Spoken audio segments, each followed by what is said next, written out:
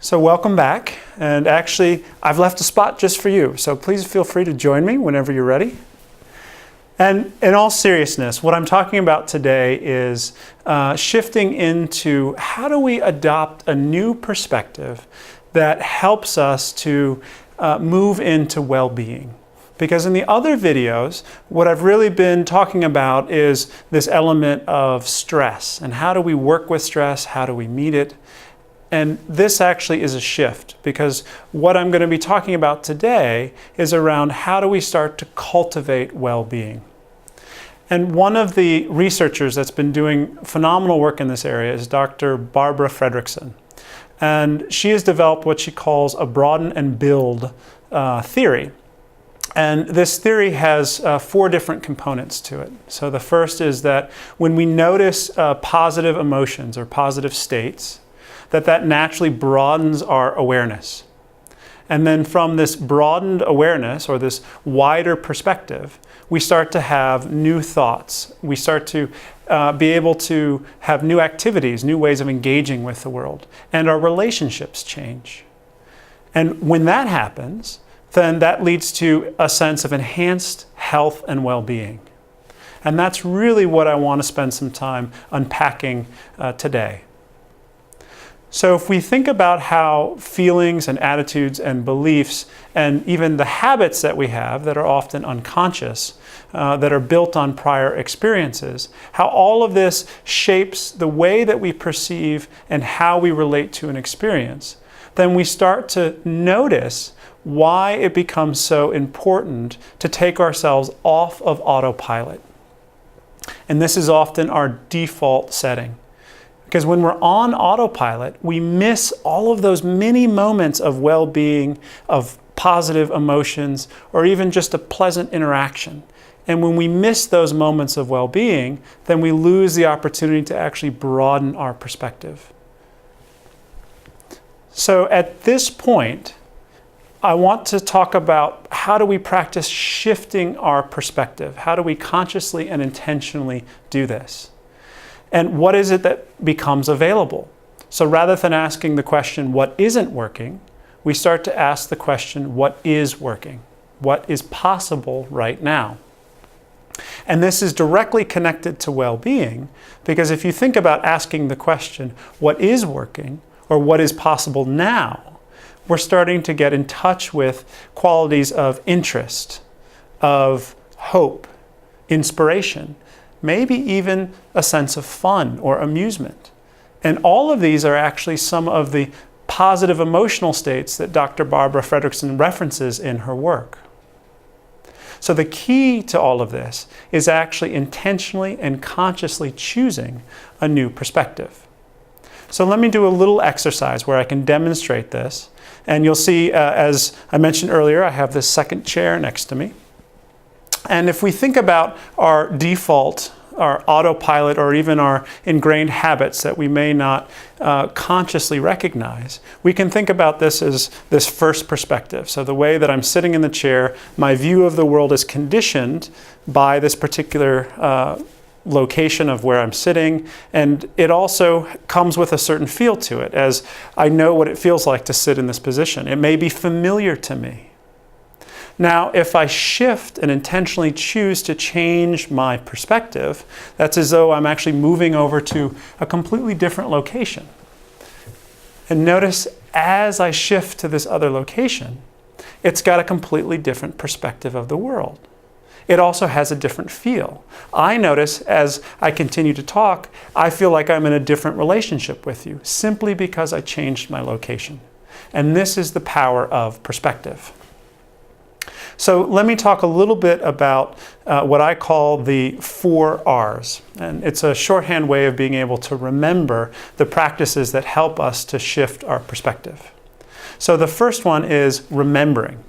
If we take a moment to actually be mindful and notice what sensations are present, what thoughts are present, is there a mood or a feeling that is present?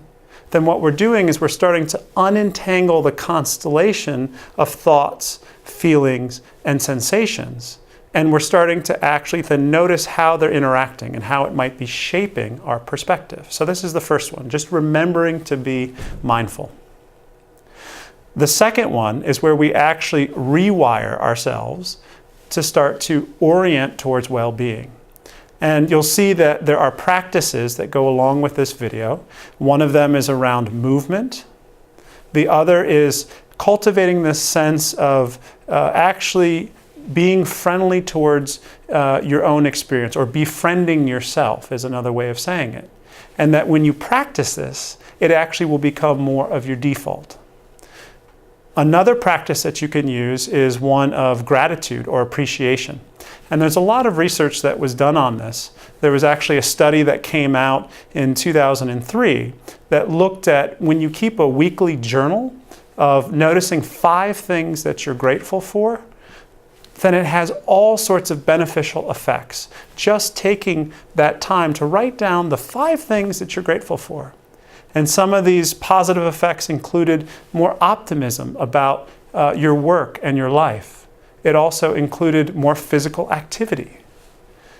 It also included a reduction of symptoms of physical illness. All of this just from the practice of being appreciative or being grateful. So it's this subtle rewiring of how we're viewing our experience that has such a profound effect, which is why perspective matters so much. So the third R is where we reframe. And so a reframe is where we actually connect with something that allows us to completely consider something that was not within our original view or within the original frame. So I'll give you an example. This past weekend, it was about 10 o'clock at night, and my car died. So the battery was dead, it wouldn't start.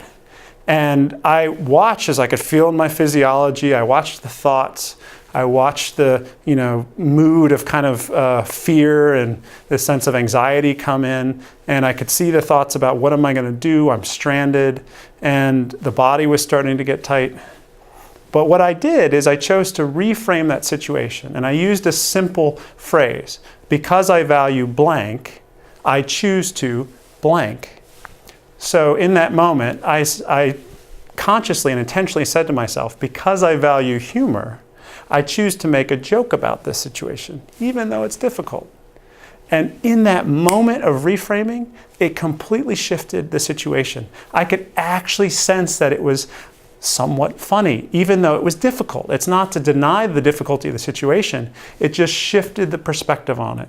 And it allowed me to hold it with a lot more ease. So you can try this phrase, either because I value blank, I will do this, or because I value blank, I know it's possible to blank. And you can fill in whatever it is that aligns with your value.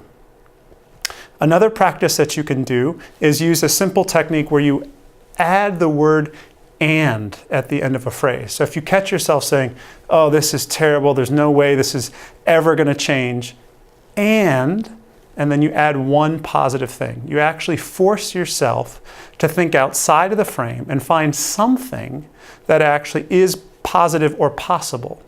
And that "and" will take you out of that trajectory of that initial perspective. It'll force you into a new frame.